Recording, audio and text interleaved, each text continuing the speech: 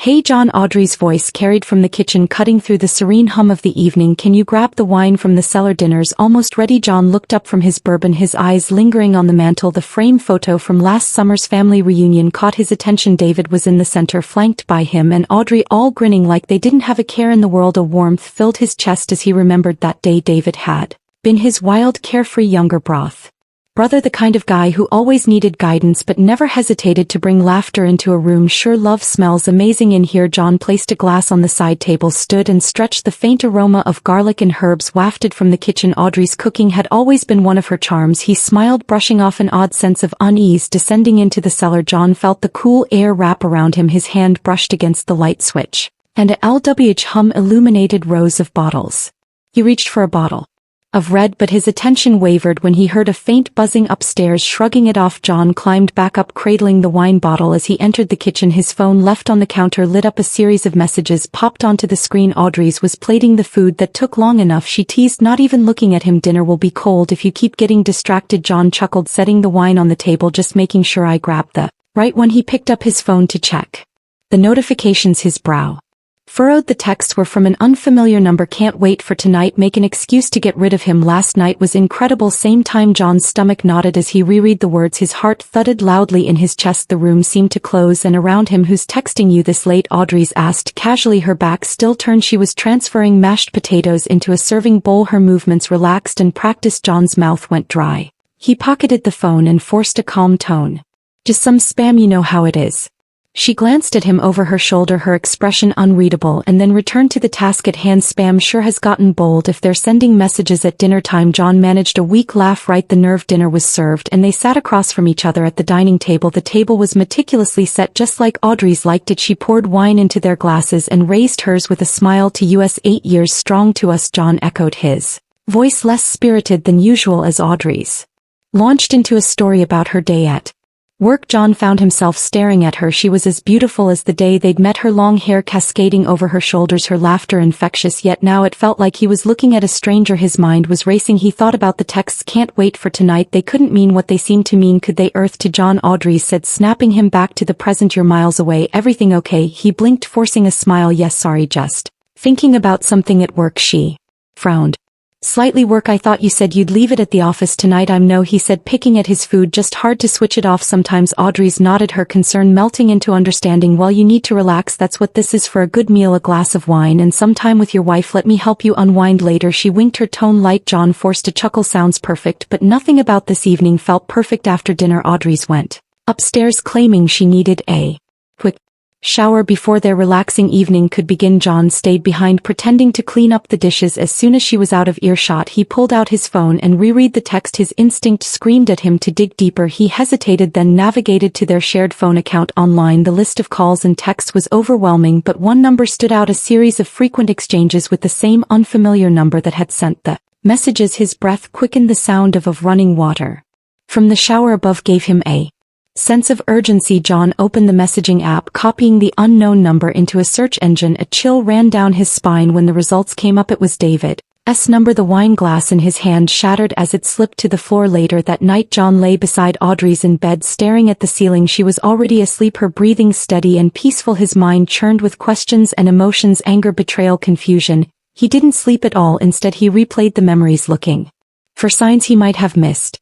Had David's visits become more frequent lately? Had Audrey's been acting differently, or had he simply been too blind to see what was right in front of him? When dawn broke, John got up quietly, careful not to wake Audrey's. He poured himself a cup of coffee and sat by the window, staring out at the empty street. He knew one thing: he needed answers, and he needed proof. Next day, the doorbell rang just as John was setting the table. He frowned. They weren't expecting anyone. I'll get it, Audrey said, wiping her hands on a towel. She practically skipped to the door, her voice cheerful. What a surprise! John straightened, his hands still on a stack of plates. David strolled in, his grin wide and easy. Could stay away. Sis smelled the food from across town. John walked toward the foyer, his expression neutral. David, didn't know you'd be joining us. Spur of the moment thing, David said, throwing an arm around Audrey's shoulders. You know me, always keeping things interesting. Audrey's laughed, brushing a strand of hair behind her ear. I told him He's always welcome, right, John? John hesitated for a moment, then nodded. Of course. The three moved to the dining room where the table was already set. David popped into a chair, helping himself to a glass of water. Smells amazing in here. Audrey's, you outdid yourself. Thanks, she said, beaming. It's just a simple roast, nothing fancy. John slid into his seat at the head of the table, watching them closely. There was something in the way they exchanged glances, too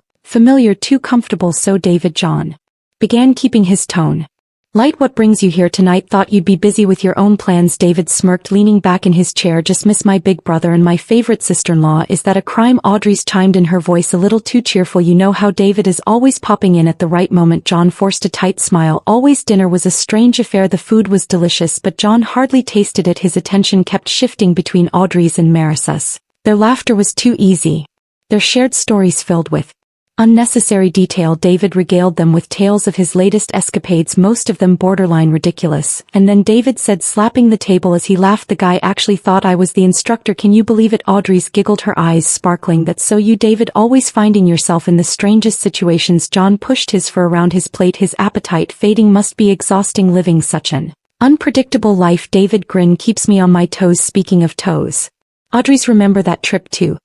David. Audrey's cut him off, her face flushing. Don't embarrass me in front of John. David raised his hands in mock surrender. All right, I'll save that one for another time. John's eyes narrowed. Save what? Juliana waved a dismissive hand. Just one of David's silly stories. You know how he is. John nodded slowly. I do. After dinner they moved to the living room. Audrey's brought out a bottle of wine, pouring glasses for herself and David. John declined, opting to nurse a glass of bourbon instead. David sprawled on the couch, his body language relaxed. Audrey sat on the armrest beside him, her legs crossed, her body angled toward him. John settled into the recliner across the room, his expression unreadable. You know, David said, swirling his wine, you've got a pretty great setup here, John. Beautiful wife, cozy home. It's like a picture-perfect life. John's grip tightened on his glass. Took a lot of work to build it. Audrey smiled, her tone playful. And a lot of patience, right? I mean, you've had to put up with me for 10 years. David chuckled. Patience is one thing, persistence is another. You got both, bro. John's gaze flicked between them. Persistence pays off. The conversation meandered after that, but John felt like an outsider in his own home. David dominated the discussion, and Audrey's hung on his every word. By the time David stood to leave, John's head was spinning. Well, David said, stretching, this has been fun. Thanks for the meal. Audrey's, you're a lifesaver. Anytime, she said, walking him to the door. You know you're always welcome. John followed his expression. Neutral. Drive safe, David. David clapped him on the shoulder. Always do. See you soon, big guy. The door closed with a soft click, and Audrey's turned to John, her smile still in place. Well, that was nice, wasn't it? I think he's lonely. John tilted his head. He doesn't seem lonely. In fact, he seems comfortable. Audrey's brow furrowed. What's that supposed to mean? Nothing, John said quickly, shaking his head. Just an observation. She stared at him for a moment longer, then shrugged. I'm going to bed. Coming in a bit, he said. I'll clean up first. John stayed downstairs long after Audrey's had gone to bed. He replayed the evening in his mind, dissecting every glance, every word, the casual touches, the way David had dominated the evening, the subtle hints that didn't seem like coincidences. Finally, he turned off the lights and climbed the stairs. Audrey's was already asleep, her breathing steady. John slid in a bed beside her, staring at the ceiling. He couldn't shake the feeling that something was wrong if he was going to find out what he needed to. Be patient, the truth would come to light one way or another. The days that followed David's visit felt like walking on shattered glass. John found himself scrutinized. Everything Audrey's did, her behavior once endearing, now felt suspicious. It started with her late-night errands. Audrey's had always been a homebody, preferring cozy nights with a book over spontaneous outings, but suddenly she was going out several evenings a week, claiming she needed me time. What errands are you running this late? John asked casually one evening. As she slipped on her coat. Just the usual, she replied without meeting his eyes. Groceries, pharmacy. You know how it is. He nodded, slowly watching her closely. Wed to come with you? I could use a change of scenery. She hesitated, her hand hovering over the doorknob. No, it's fine, you should relax, I won't be long. John forced a smile. All right, drive safe. She left quickly, her pace brisk. As soon as the door clicked shut, John was on his feet. He peered through the window, watching her car pull out of the driveway. Instead of heading toward the main road, she turned down the side street away from the grocery store or pharmacy. Audrey's behavior wasn't the only thing gnawing at him. He noticed the hush phone calls too. She would step into another room, her voice low and cheerful. Who was that? John asked one afternoon when she came back into the living room, tucking her phone into her pocket. Oh, just Mia, she said, referencing her co-worker. She's going through some stuff. I'm just being a good friend. John nodded but didn't press further. His instinct told him something was off, but he needed proof. The breaking point came one night when Audrey's was fast asleep beside him. John was jolted awake by her murmuring David. She sighed, a faint smile on her lips. John froze, his breath catching in his throat. He stared at her, the words replaying in his mind like a broken record. Mark. She stirred slightly but didn't wake, her face serene. John lay back on his pillow, his mind racing. He felt a cold sweat break out on his forehead. The next morning John decided to take action. He spent the afternoon researching discreet surveillance equipment, then drove to a local electronics store to make his purchase. At home he installed hidden cameras in strategic locations, one in the living room, one in the kitchen, and another in their bedroom. He felt a pang of guilt as he screwed the last device in a place, but it was fleeting. If I'm wrong, he muttered to himself, I'll apologize, but if I'm right. He left the cameras running, the weight of his suspicions pressing heavily on his chest. Days passed and John monitored the footage every night after Audrey's went to bed. The first few recordings revealed nothing unusual, just mundane moments of Audrey's cooking, cleaning, and lounging on the couch. Then on the fourth day, he found what he was looking for. The footage started innocently enough. Audrey's was in the living room scrolling through her phone. A knock at the door pulled her attention, and she jumped up to answer it. John's stomach clenched when David walked in. He watched in silence.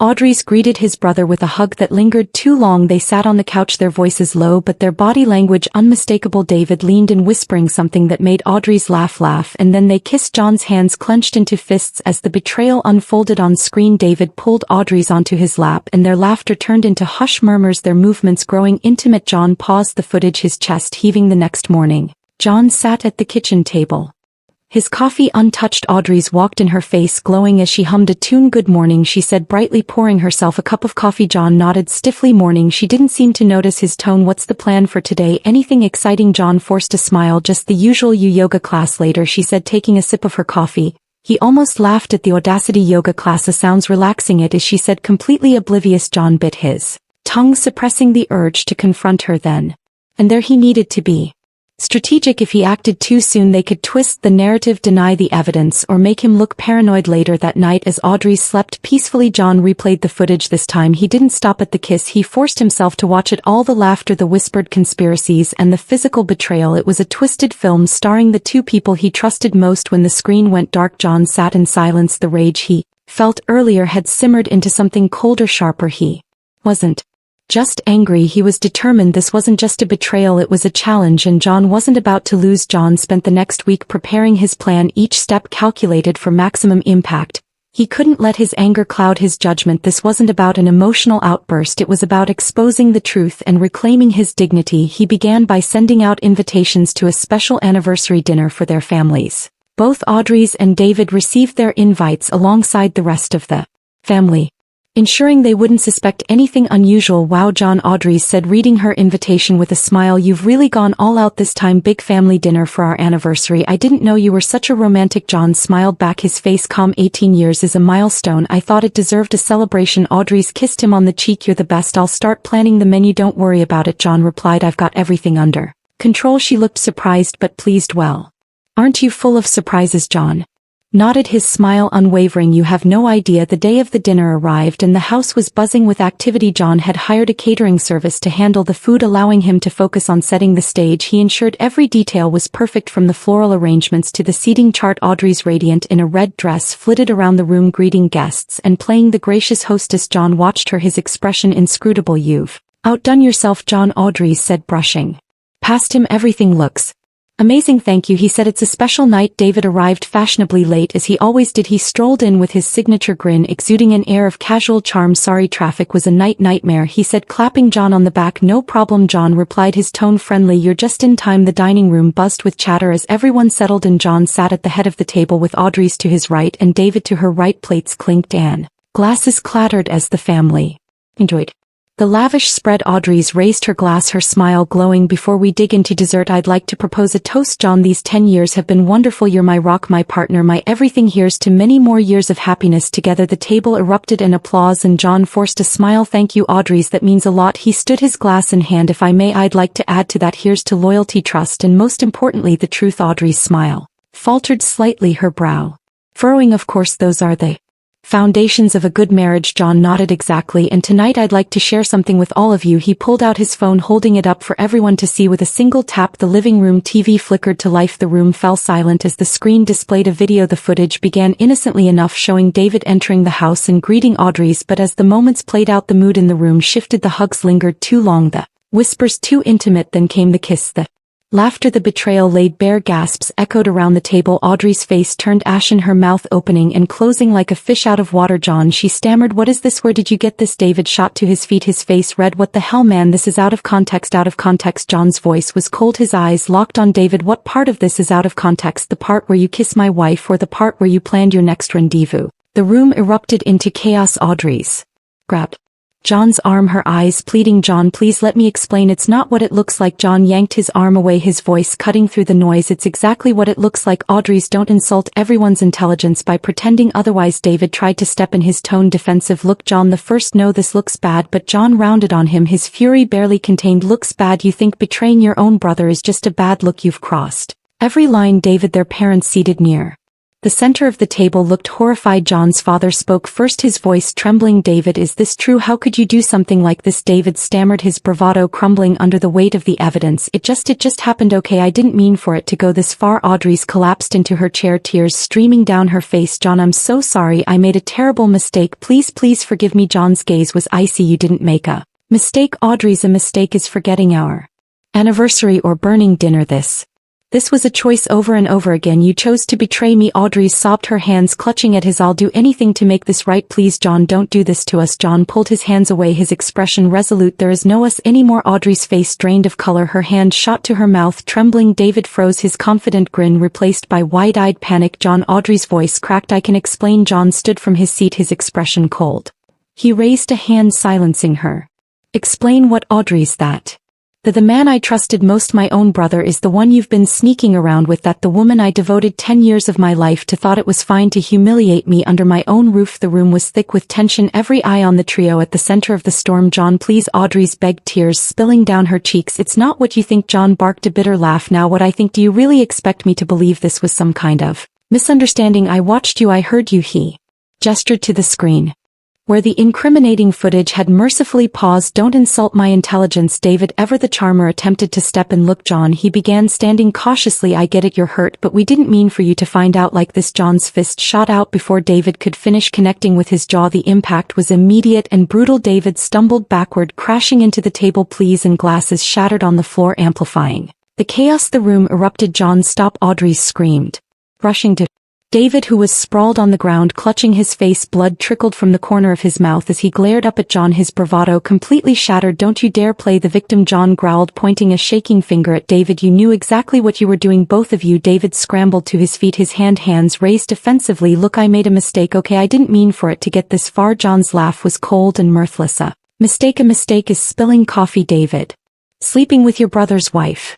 That's a choice, a calculated, deliberate choice. The tension in the room was unbearable. John's father, a stoic man who rarely raised his voice, finally spoke. David, he said, his tone low and shaking with anger. Is this true? David looked at the floor, his shoulders slumped. Dad, I answer me, their father thundered, slamming his fist on the table. Yes, David mumbled, barely audible. Their mother gasped, her hand flying to her chest. How could you do this to your own brother? David didn't respond, his gaze fixed on the floor. Audrey's turned to John, her tears streak face desperate. John, please listen to me. I love you. I've always loved you. This was a terrible mistake, but it doesn't mean I don't care about you. Please, we can fix this.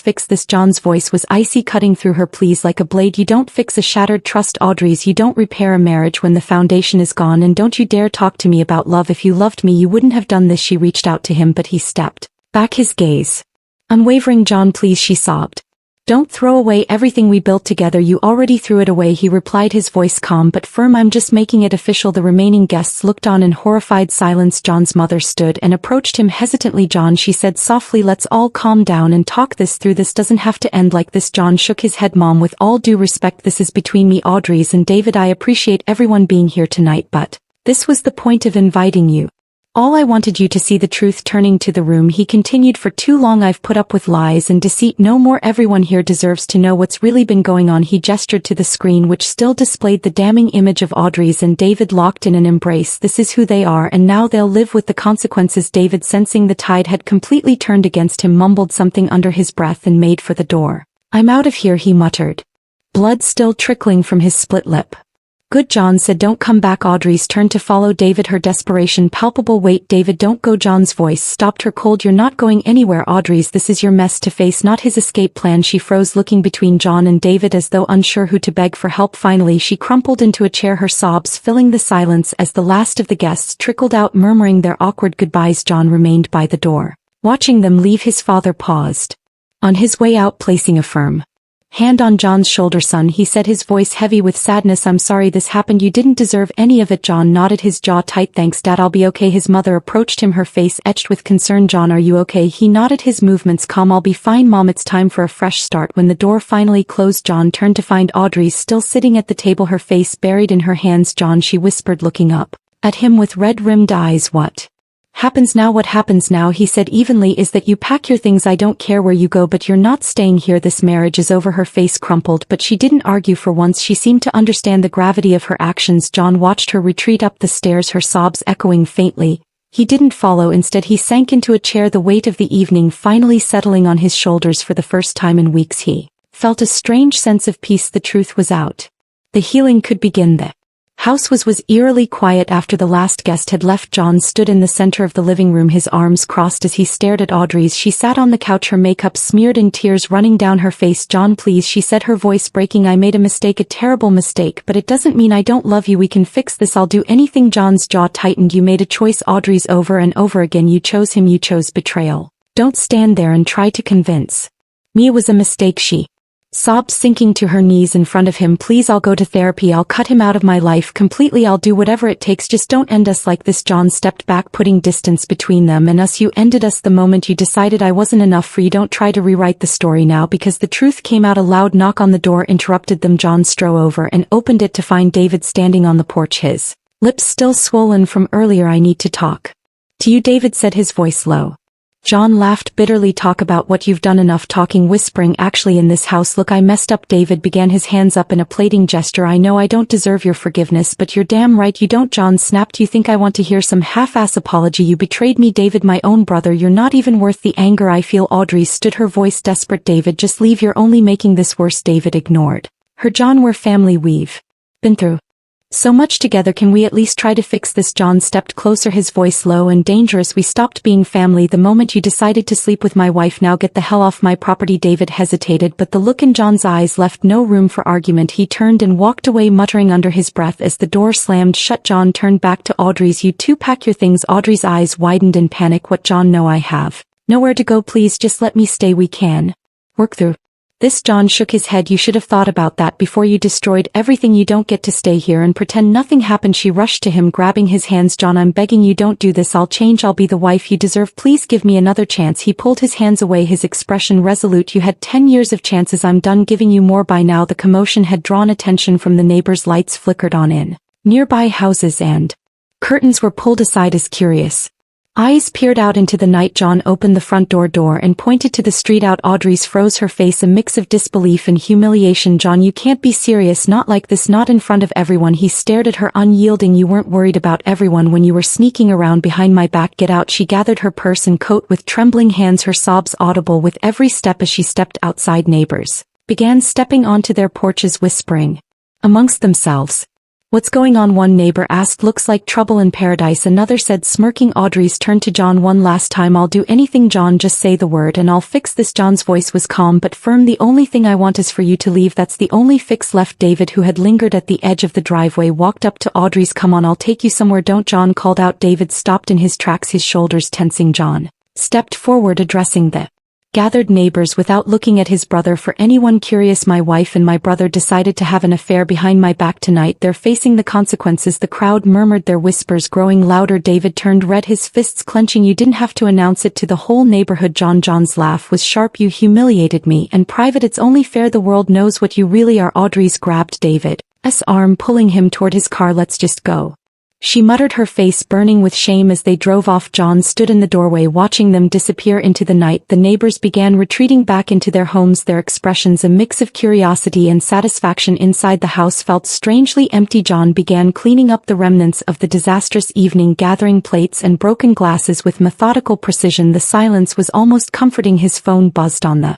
Counter a message from his mother popped up. "We're here for you, John, stay strong."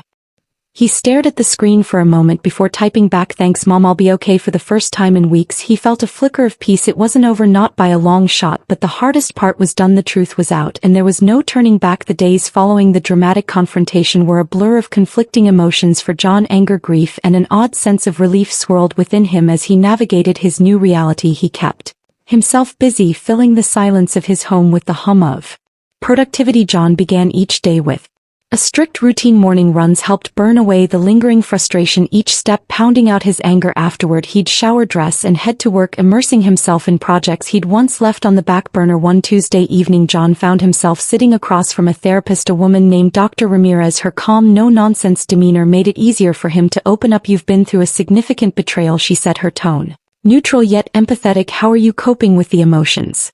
"Anger, sadness, even guilt." John leaned back in his chair, staring at the ceiling. "I'm angry, sure, but more than that, I feel free, like I've been carrying a weight I didn't even know existed. Now that it's gone, I'm just trying to figure out what comes next." Dr. Ramirez nodded. "That's normal. Betrayal shakes your sense of trust, not just in others but in yourself. Rebuilding that trust will take time." As the weeks passed, John took her advice to heart. He joined a woodworking class at a local community center.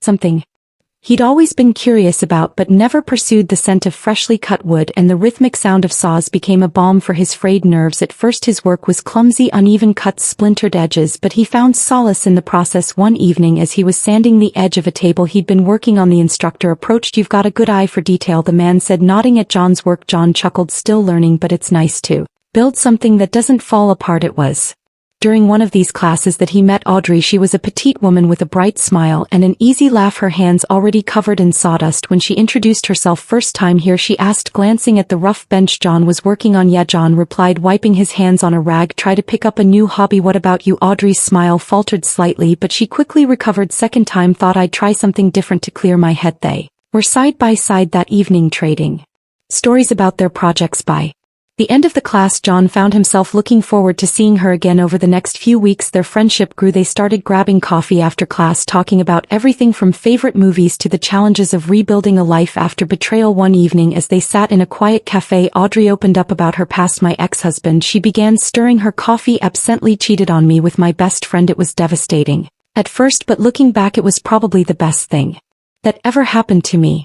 John raised an eyebrow. "The best thing?" Amore nodded. "It forced me to reevaluate everything, who I was, what I wanted, what I deserved. It wasn't easy, but I came out stronger." John considered her words, a faint smile tugging at his lips. "I get that I'm not there yet, but I'm starting to see the light at the end of the tunnel." Their connection deepened with each conversation. Audrey's warmth and resilience were a beacon for John, guiding him out of the darkness he'd been trapped in. One evening after a particularly long woodworking class, John walked to Emoe to her car. "Thanks for tonight," she said, leaning against the door. "It's nice to have someone who understands." John hesitated for a moment before replying, "It is. I didn't think I'd ever trust anyone again, but you make it easy." Audrey's cheeks flushed slightly and she smiled. "Well, you're easy to trust." To John, the relationship that blossomed between them wasn't rushed. They took their time, allowing each other space to heal. John admired Audrey's strength and her refusal to let her pass to find her. Audrey in turn, "So much together. Can we at least try to fix this?" John stepped closer, his voice low and dangerous. "We stopped being family the moment you decided to sleep with my wife. Now get the hell off my property." David hesitated, but the look in John's eyes left no room for argument. He turned and walked away, muttering under his breath as the door slammed shut. John turned back to Audrey's. "You two pack your things." Audrey's eyes widened in panic. "What, John? No, I have nowhere to go. Please just let me stay. We can work through this." John shook his head. "You should have thought about that before you destroyed everything. You don't get to stay here and pretend nothing happened." She rushed to him, grabbing his hands. "John, I'm begging you, don't do this. I'll change. I'll be the wife you deserve. Please give me another chance." He pulled his hands away, his expression resolute. "You had 10 years of chances. I'm done giving you more." By now the commotion had drawn attention from the neighbors. Lights flickered on in nearby houses and curtains were pulled aside as curious eyes peered out into the night. John opened the front door and pointed to the street out. Audrey's froze, her face a mix of disbelief and humiliation. "John, you can't be serious. Not like this, not in front of everyone." He stared at her, unyielding. "You weren't worried about everyone when you were sneaking around behind my back. Get out." She gathered her purse and coat with trembling hands, her sobs audible with every step as she stepped outside. Neighbors began stepping onto their porches, whispering amongst themselves. What's going on? One neighbor asked. Looks like trouble in paradise, another said, smirking. Audrey's turned to John. One last time, I'll do anything, John, just say the word and I'll fix this. John's voice was calm but firm. The only thing I want is for you to leave. That's the only fix left. David, who had lingered at the edge of the driveway, walked up to Audrey's. Come on, I'll take you somewhere. Don't, John called out. David stopped in his tracks, his shoulders tensing. John stepped forward, addressing the gathered neighbors without looking at his brother. For anyone curious, my wife and my brother decided to have an affair behind my back tonight. They're facing the consequences. The crowd murmured, their whispers growing louder. David turned red, his fists clenching. You didn't have to announce it to the whole neighborhood, John. John's laugh was sharp. You humiliated me, and private. It's only fair the world knows what you really are. Audrey's grabbed David's arm, pulling him toward his car. Let's just go, she muttered, her face burning with shame as they drove off. John stood in the doorway watching them disappear into the night. The neighbors began retreating back into their homes, their expressions a mix of curiosity and satisfaction. Inside, the house felt strangely empty. John began cleaning up the remnants of the disastrous evening, gathering plates and broken glasses with methodical precision. The silence was almost comforting. His phone buzzed on the counter. A message from his mother popped up. We're here for you, John. Stay strong.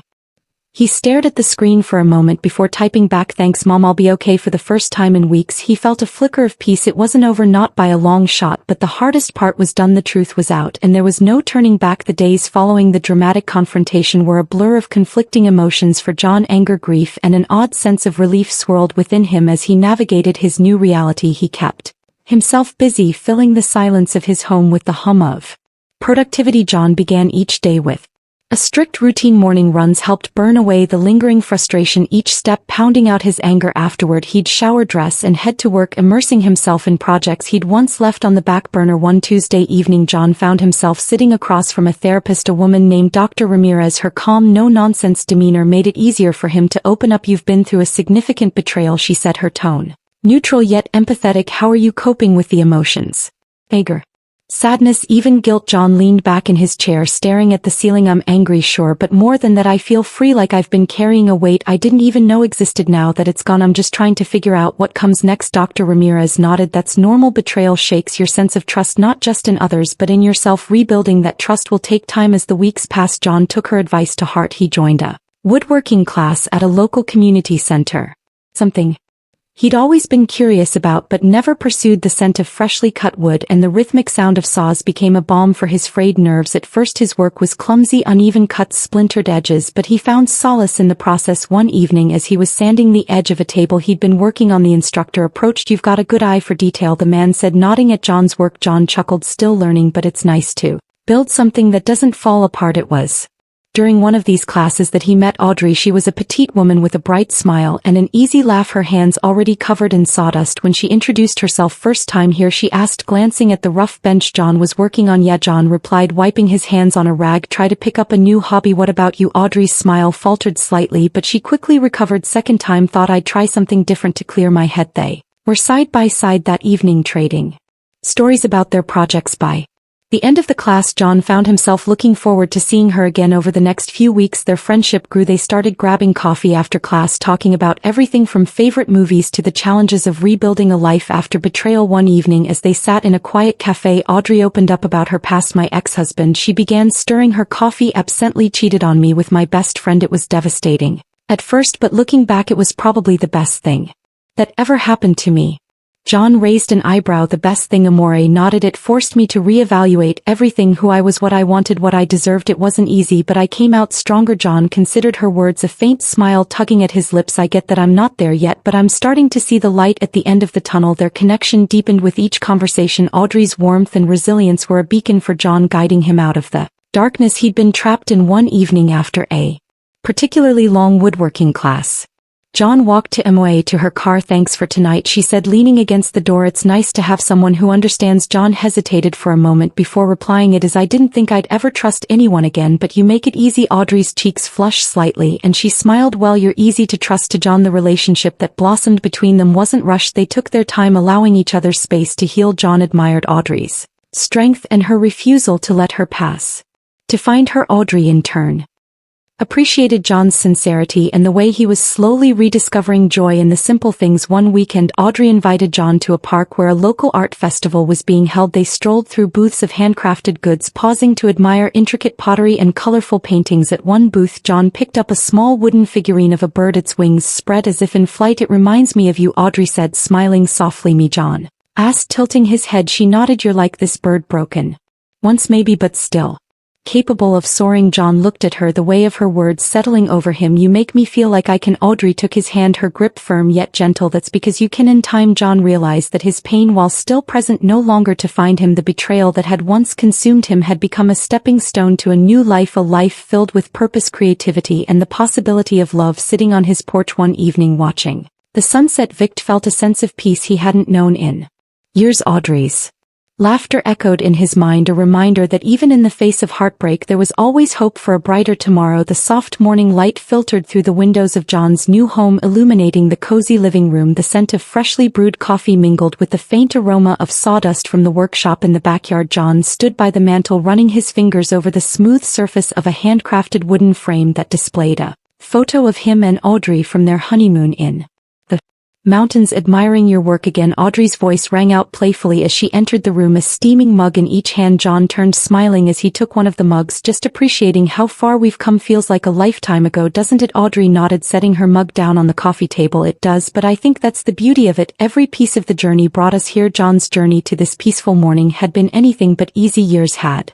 passed since the betrayal that shattered his old life. The anger and pain had dulled over time, replaced by a sense of gratitude for the lessons learned. Therapy had helped him confront the depths of his emotions, but it was his growing relationship with Audrey that truly healed him. They moved into this house 2 years ago, a quaint but spacious property just outside the city. The backyard was John's haven, where he spent countless hours crafting furniture and art pieces in a workshop he had built himself. It was a far cry from the corporate grind he'd once been consumed by. Later that afternoon, John and Audrey worked together in the garden, planting a new row of vegetables. Audrey wiped her forehead, glancing at John as he carefully placed each seed in the soil. "You've got that focus again," she teased. "I swear you could plant an entire forest and still make sure every tree was perfectly aligned." John chuckled, leaning back on his heels. "It's the woodworking rubbing off on me. Precision is everything." Audrey handed him a watering can. "Well, your precision is why we have the best-looking garden in the neighborhood." John grinned, shaking his head. "You're biased, but I'll take the compliment." As the sun began to set, they sat on the porch swing, sipping lemonade and watching the colors streak across the sky. "Do you ever think about them?" Audrey asked softly, not looking at him. John was silent for a moment, staring into the distance. "Sometimes," he admitted, "not out of anger any more, though. It's more like their cautionary tale, a reminder of what not to let into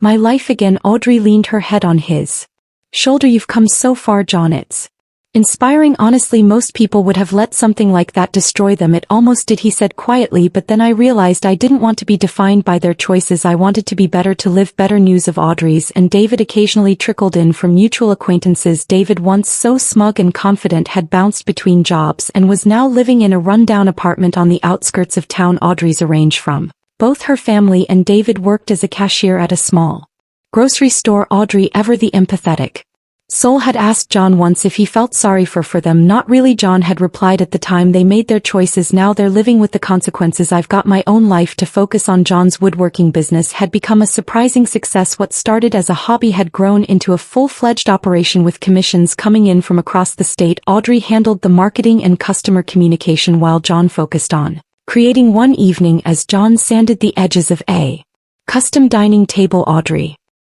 entered the workshop holding her phone. "You've got another glowing review," she said, smiling. "Mrs. Harrove loves the bookshelf. She says it's her favorite piece in the house." John sat down the sander and wiped his hands on his apron. "That's good to hear. She was pretty particular about the design." Audrey wrapped her arms around him from behind. "You always deliver. That's what makes you so good at this and everything else." John turned to face her, brushing a stray lock of hair from her face. "I couldn't have done any of this without You've been my anchor through it all." Audrey kissed him gently. "And you've been mine." On a crisp fall morning, John received an unexpected letter. The handwriting was familiar, though shaky and uneven. It was from Audrey's. Audrey noticed the change in John's demeanor as he read it. "Is everything okay?" she asked, concerned. "It's from Audrey's," he said, handing her the letter. Audrey read it silently. Audrey's had written a heartfelt apology, admitting to the pain she caused and expressing regret for everything she didn't ask for.